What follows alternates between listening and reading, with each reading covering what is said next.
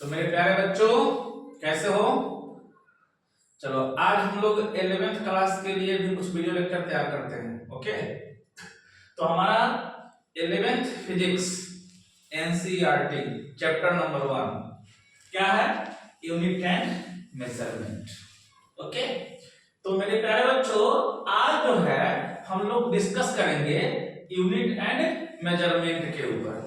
ठीक, जो हमारा एनसीईआरटी का जो सिलेबस बोलता है, ठीक है, उसी सिलेबस के अनुसार हम लोग चलेंगे। तो फिजिक्स का first chapter unit and measurement. Okay, तो बेटा सबसे पहले क्योंकि यह फिजिक्स का चैप्टर है हमारा यूनिट एंड मेजरमेंट, तो सबसे पहले इसमें हम यह जानेंगे कि फिजिक्स क्या है। ठीक है, तो फिजिक्स के बारे में आपको पता है कि फिजिक्स जो है साइंस का एक ब्रांच है। तो फिर पूछिएगा सर ये साइंस क्या है, ये साइंस क्या है? ठीक है, तो बेटा ध्यान देने का, साइंस क्या है? प्रकृति में छुपे हुए रहस्यों को खोलना साइंस है। साइंस क्या है? साइंस वह सब्जेक्ट जो है जो नेचर के फिनोमेना के बारे में हम लोगों को जानकारी कराता है। ओके, खैर आइए सबसे पहले हम देखते हैं साइंस के विषय में थोड़ा सा जानकारी प्राप्त करके। ठीक, साइंस, ये साइंस क्या है? तो बेटा साइंस शब्द जो है, साइंस शब्द जो है यह लैटिन भाषा के शब्द सिंटिया से आया है। कहां से आया है? लैटिन भाषा के शब्द सिंटिया से आया है, जिसका अर्थ क्या होता है? जिसका अर्थ होता है टू नो। टू नो मतलब क्या होता है बेटा? जानना। और सही बात है, और जानने के लिए हमको क्या करना पड़ेगा? तो सर जानने के लिए स्टडी करना पड़ेगा। स्टडी करेंगे, ठीक है, उससे जो हमको नॉलेज मिलेगा उसी नॉलेज को हम लोग क्या बोलेंगे? साइंस बोलेंगे। तो थोड़ा सा इसका परिचय ले लेना चाहिए। साइंस क्या है? तो क्या बोलेंगे कि the word science, the word science is originated, originated, originated from a Latin word scientia, scintia, scientia, which means to know, जिसका अर्थ क्या होता है? जिसका अर्थ होता है जानना। साइंस क्या है बेटा? तो ये जो साइंस शब्द जो है वह लैटिन भाषा के शब्द सिंटिया से निकला है। किससे निकला है मेरे प्यारे बच्चों? लैटिन भाषा के शब्द सिंटिया से निकला है, जिसका अर्थ क्या होता है? जिसका क्या अर्थ होता है? To know. टू नो का मतलब क्या होता है? जानना। टू नो का मतलब क्या है? जानना। तो हम लोग क्या करेंगे? इसको डिफाइन करेंगे। तो क्या लिखेंगे? What is science? What is science? तो क्या बोलेंगे बेटा? बोल, साइंस क्या है? बोल। तो किसी भी, आप देखो, अब किसी भी चीज के बारे में जानकारी प्राप्त करना हो तो उसके बारे में स्टडी करना पड़ेगा। कैसे? कैसे? तो सर सिस्टमैटिक वे में, क्रमबद्ध तरीके से। ठीक है, क्रमबद्ध तरीके से। तो क्रमबद्ध तरीके से जो हम स्टडी करेंगे, एक्सपेरिमेंट करेंगे, ऑब्जर्वेशंस करेंगे, उससे जो हमको जो नॉलेज मिलेगा उसी को हम लोग क्या कहते हैं? साइंस कहते हैं। ठीक है, तो साइंस क्या है? तो साइंस है बेटा systematic study, systematic study, study, systematic study based on experiments and observations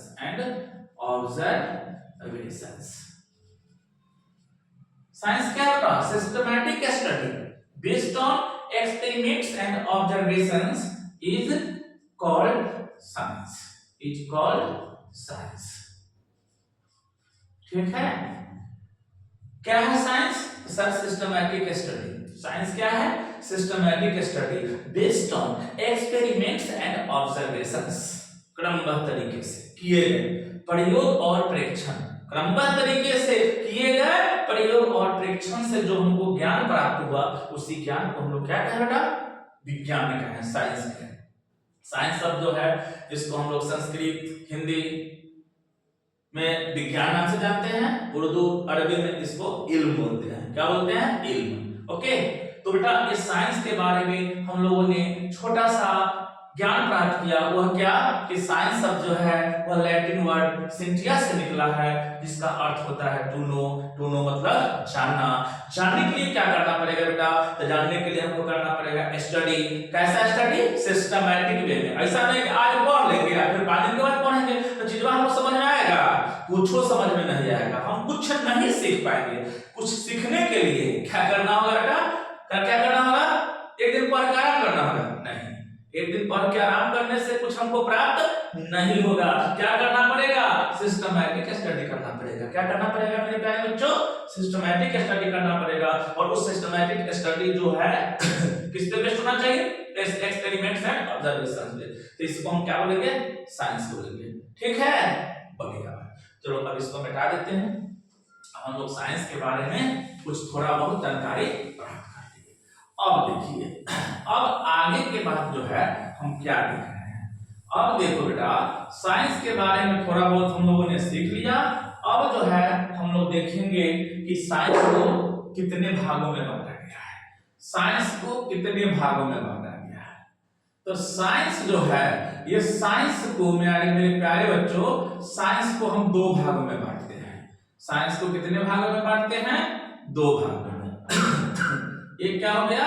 physical science, PHYSICA, physical science, physical science. और दूसरा क्या हो गया? Life science. दूसरा क्या हो गया? Life science. लाइफ साइंस को हम बायोलॉजी भी बोलते हैं। क्या बोलते हैं? बायोलॉजी। ठीक है, पहला हमारा क्या हो गया?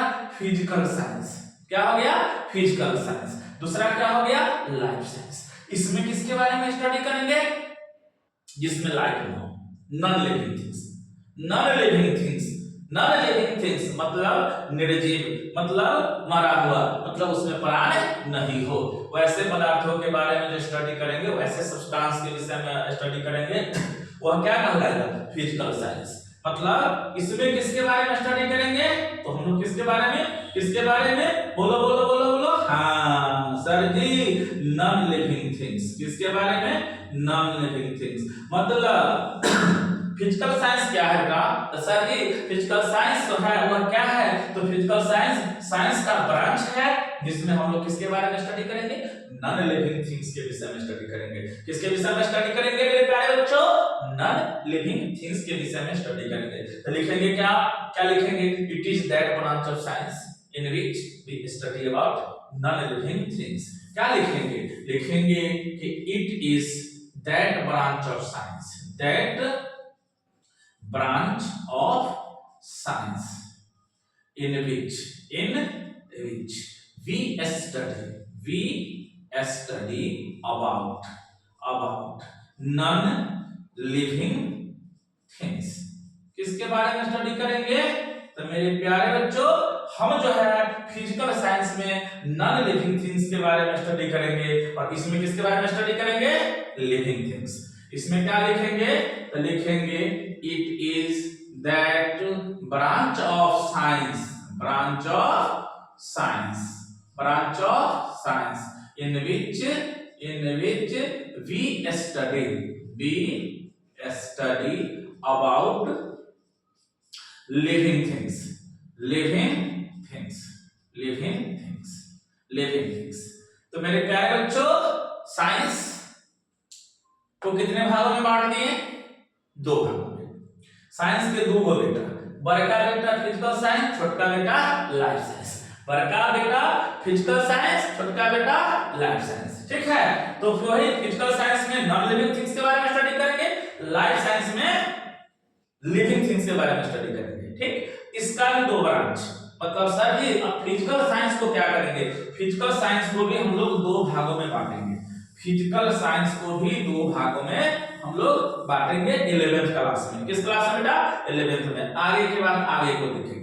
तत्काल हम फिजिकल साइंस को 11th क्लास में कितने भागों में बांट के पढ़ेंगे? 2 भागों में बांट के पढ़ेंगे। कितने भागों में बांट के पढ़ेंगे बेटा? 2 भागों में। एक हो गया फिजिक्स और एक हो गया केमिस्ट्री।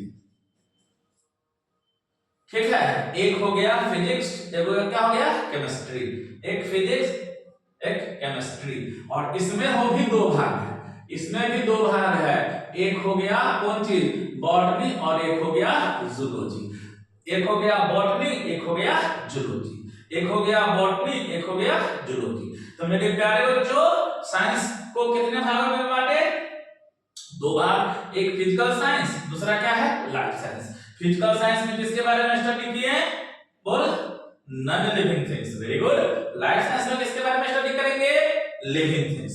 फिजिकल साइंस के 11th क्लास में कय गो बेटा, दो गो बेटा, एगो के नाम फिजिक्स एगो के नाम केमिस्ट्री, बड़का हो गया फिजिक्स और छोटका हो गया केमिस्ट्री। इसी तरह से लाइफ साइंस में भी दो गो भाग, लाइफ साइंस को बायोलॉजी भी बोलते हैं, लाइफ साइंस को क्या बोलते हैं, बायोलॉजी भी बोलते हैं। तो बायोलॉजी में हो गया बॉटनी एक हो गया जूलॉजी। चलो तो अब हम बात करेंगे जो सब्जेक्ट हम लोगों को पढ़ना है। तो हम लोग किस कौन सा सब्जेक्ट पढ़ेंगे बेटा, सर जी फिजिक्स, सर फिजिक्स पढ़ाइए, आप फिजिक्स के बारे में बात कीजिए, केमिस्ट्री वाले गुरुजी केमिस्ट्री पढ़ाएंगे। तो चलो मेरे प्यारे बच्चों अब हम उड़ान भरते हैं, किसकी में उड़ान भरते हैं, फिजिक्स में। चलो अब शुरू करते हैं फिजिक्स का उड़ान, फिजिक्स का उड़ान शुरू करते हैं, मतलब फिजिक्स पढ़ना शुरू करते हैं। तो शुरू करते हैं बेटा, ये फिजिक्स क्या है, चलो PHYSICS, सर जी बढ़िया से बताइए, एकदम बहुत बढ़िया से बताएंगे, हर एक चीज को सिखाएंगे, वीडियो लेक्चर के माध्यम से हर एक छोटे छोटे चीज को क्लियर करते हुए चलेंगे, जैसे आपको क्लासरूम का फील आ जाए। बहुत बढ़िया, चलो बेटा फिजिक्स क्या है, अब बात कर लेते हैं हम लोग फिजिक्स का, एकदम आपके NCERT के सिलेबस के हिसाब से हम लोग काम कर रहे हैं। फिजिक्स 11th चैप्टर नंबर 1 नाम है यूनिट एंड मेजरमेंट, ठीक है। तो उसमें से कुछ जो टॉपिक्स है उसके बारे में हम लोगों ने पढ़ा, इसमें से था साइंस क्या है, साइंस को कितने भागों में बांटे हैं, है ना, और उसी में से अब हम लोग का आ गया एक भाग आ गया फिजिक्स। चलो फिजिक्स क्या है बेटा, तो अगर आप एक लाइन में बोल दो कि sir ji study of nature is called physics, physics वह है जिसमें हम लोग नेचर के बारे में स्टडी करते हैं। अरे पेड़ से फल गिरना, अब न्यूटन भैया पेड़ के सेब के पेड़ के नजदीक थे, सेब गिर गया, सेब गिरा तो कितने गिरा, कहां पर गिरा, सर जी से नीचे गिरा, जमीन पर गिरा, तो क्यों गिरा भाई, सेब का अर्थ नीचे गिरना गिर गया, ना सोचिएगा नहीं। तो न्यूटन ने इस पर गहन अध्ययन किया, सोचा कि भाई सेब तो नीचे गिरिए ना गया, आकाश का तारा नहीं गिरा, चांद नहीं गिरा, क्यों नहीं गिरा भाई, मून नहीं गिरा, स्टार नहीं गिरा, क्यों नहीं गिरा, ये सब बात न्यूटन सोचा। तो उसको ये समझ में आया कि धरती दूसरे बड़े को अपनी ओर खींचती है ना, फिर पता चला कि धरती ही नहीं, दुनिया के वे सब ऑब्जेक्ट, वे सब बड़ी जिसमें मास हो, है कि नहीं, जिसमें मास हो वो दूसरे को अपनी ओर क्या करता है, अट्रैक्ट करता है, जिसको हम लोग बोलते हैं ग्रेविटेशनल फोर्स, जिस फोर्स से अट्रैक्ट करता है। तो और इस जो घटना जो होता है, फिनोमेना जो होता है, उसको हम लोग बोलते हैं ग्रेविटेशन, समझ रहे हो। तो आने वाले दिनों में हम लोग पढ़ेंगे ग्रेविटेशन के बारे में भी। तो चलिए सर जी थोड़ा फिजिक्स के बारे में सिखा दीजिए, क्योंकि हमको तो फिजिक्स पढ़ना है। तो ये फिजिक्स क्या है, ठीक, फिजिक्स क्या है, तो इसका डेफिनेशन जानने से पहले हमको यह जानना चाहिए कि फिजिक्स शब्द आखिर आया कहां से है। सर फिजिक्स शब्द का ओरिजिन क्या है, प्लीज सर थोड़ा बताइए कि फिजिक्स आया कहां से है। जिस तरह से आपने बताया कि साइंस कहां से आया है, ठीक सर वैसे ही बताइए कि ये फिजिक्स शब्द जो है सर कहां से निकला है। बहुत बढ़िया बात बेटा, तो हम फिजिक्स के बारे में भी देखते हैं। जो आपका फिजिक्स जो है, द वर्ड फिजिक्स, आपका फिजिक्स शब्द जो है is originated from a Greek word, कौन वर्ड, ग्रीक भाषा के शब्द, ग्रीक वर्ड क्या बेटा, फ्यूसिस, फ्यूसिस। चलो भाई इस सब के बारे में हम लोग को जानकारी नहीं है, क्योंकि तो ग्रीक भाषा का, हम लोग को तो हिंदी आता है, इंग्लिश आता है कि नहीं, भोजपुरी आता है, बजिका आता है, मैथिली आता है, हम लोग को ग्रीक भाषा नहीं आता है। फिर भी आपका फिजिक्स शब्द जो है कहां से निकला है, ग्रीक भाषा के शब्द फ्यूसिस से निकला है। इसका अर्थ क्या होता है, तो उसका जो अर्थ होता है बेटा, जिसका अर्थ होता है which means क्या, नेचर, NATURE, नेचर। नेचर को हम लोग हिंदुस्तानी लोग क्या बोलते हैं? प्रकृति। जो साइंस नहीं पढ़ता है उसको बता यही नेचर को बोल देता है क्या? भगवान, अल्लाह, ईश्वर, गॉड। सर ऐसा क्या? बिल्कुल। मान लेते हैं कहीं भूकंप हो गया या कोई ऐसा घटना घट गया जो नेचुरल हो, तो हम लोग कहते हैं कि नेचुरल फिनोमेना है। और जनरली लोग क्या कहेगा कि भगवान की लीला है कि नहीं? हमारा नेचुरल फिनोमेना है और लोगों के नजर में क्या है बेटा? भगवान की लीला है। तो चलो हम इस फिजिक्स में नेचर की घटना और लोगों की भाषा में क्या हो गया? भगवान की लीला। तो उस भगवान की लीला के बारे में हम लोग स्टडी करेंगे, मतलब नेचुरल फिनोमेना के बारे में स्टडी करेंगे। चलो ध्यान रखिएगा। तो अब जो है आपने देखा आपने कि आपका जो फिजिक्स जो है वह कहां से निकला है? तो शब्द फिजिक्स जो है वह निकला है ग्रीक भाषा के शब्द फ्यूसिस से, जिसका अर्थ होता है नेचर। क्या होता है? नेचर। तो फिजिक्स है क्या? तो फिजिक्स का एक डेफिनेशन लिखेंगे। क्या लिखेंगे सर? तो लिखेंगे कि physics is that branch of science. Physics is that branch of physical science. Physical science. Physics is that branch of physical science in which we study about nature and natural phenomena।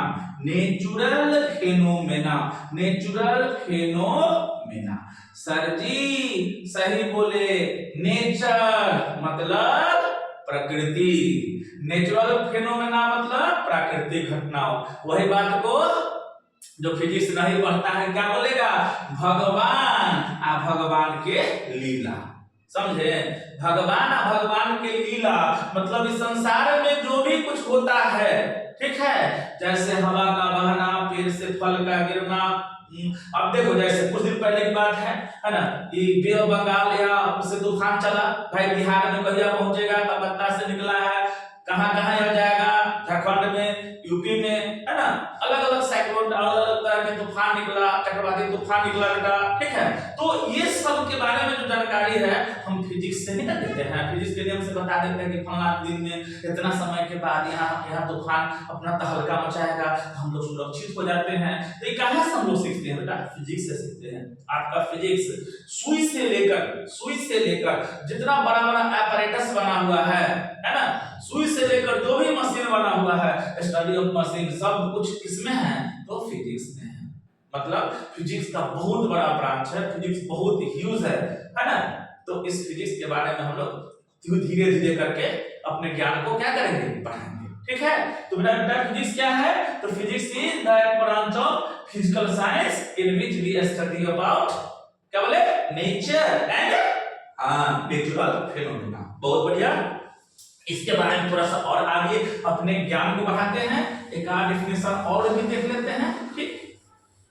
तब वो machine तो बनाना है physics में, अब machine बनाने के लिए क्या करना होगा?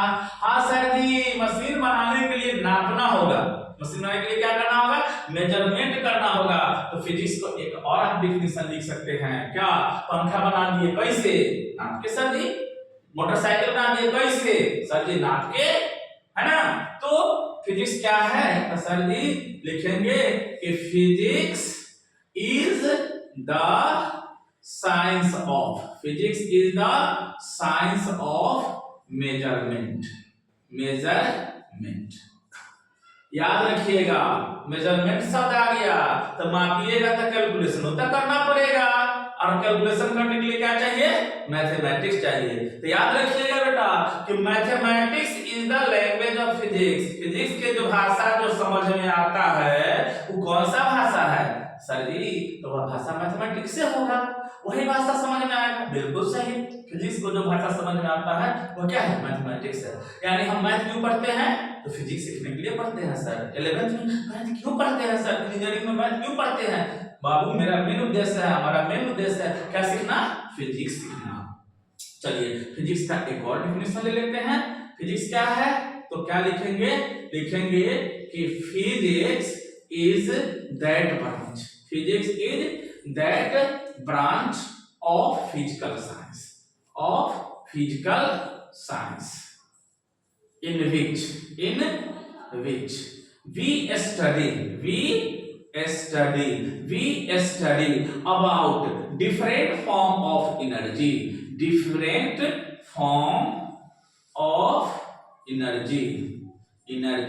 and its transformation from one form of energy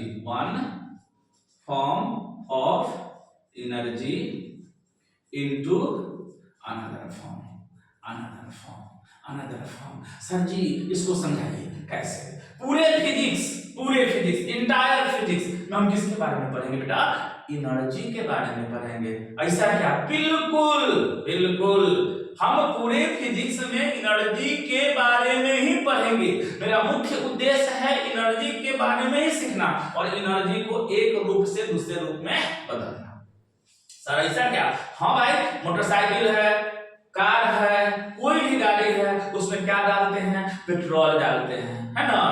आग लगता है, मतलब वो जलता है, पेट्रोल जलता है, हीट जनरेट करता है और वो हीट बन जाता है किसमें? हीट बन जाता है वर्क में बदल जाता है, गाड़ी को चलाने में खर्च करता है, मैकेनिकल एनर्जी में बदल जाता है। समझे कि नहीं? कि डायनेमो जो है, जब डायनेमो को घुमाते हैं तो क्या बन जाता है सर? तो डायनेमो को जलना चाहते हैं तो सर बिजली तैयारी होता है कि नहीं? तो हम फिजिक्स में ये सब करना ही है, ई ऊर्जा के ऊर्जा में अपनी ऊर्जा के ई ऊर्जा में। समझ रहे हो? मतलब इधर के ऊर्जा को इधर से उठा कर रखना है, इधर के ऊर्जा को इधर उठा कर रखना है। रखने के तरीका ही सीखेंगे पूरे फिजिक्स में और इंजीनियरिंग में।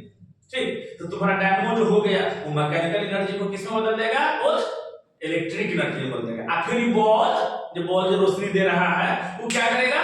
सर जी इलेक्ट्रिक एनर्जी को लाइट और हीट में कन्वर्ट कर देगा। समझ रहे हो? तो पूरे फिजिक्स में, इंटायर फिजिक्स में हम किसके बारे में स्टडी करेंगे? तो मेरे प्यारे बच्चों, हम लोग स्टडी करेंगे एनर्जी के और एनर्जी के अलग-अलग फॉर्म के, एनर्जी के अलग-अलग रूप के। तो ये छोटा सा परिचय रहा फिजिक्स का। ठीक है, इस लेक्चर में इतना ही, फिर अगले लेक्चर में मिलते हैं यूनिट के साथ। क्यों? यूनिट के डेफिनेशन, यूनिट के प्रकार सीखेंगे, टाइप्स ऑफ यूनिट हम लोग नेक्स्ट लेक्चर में देखेंगे।